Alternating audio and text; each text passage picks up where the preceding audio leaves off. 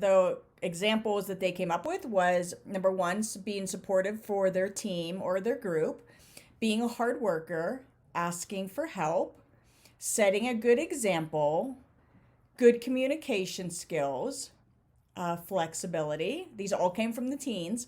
Relatability.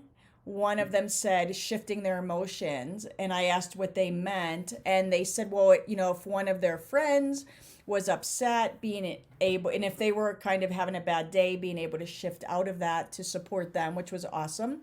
I don't know if I said flexibility, relatability, and being open to others' viewpoints.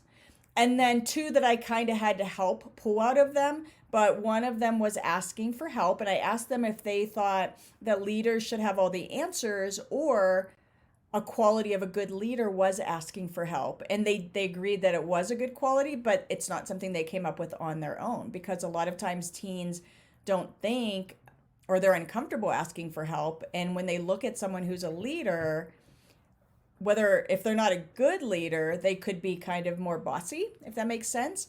But really, asking for help and working and collaborating with your team members is a huge sign of good leadership.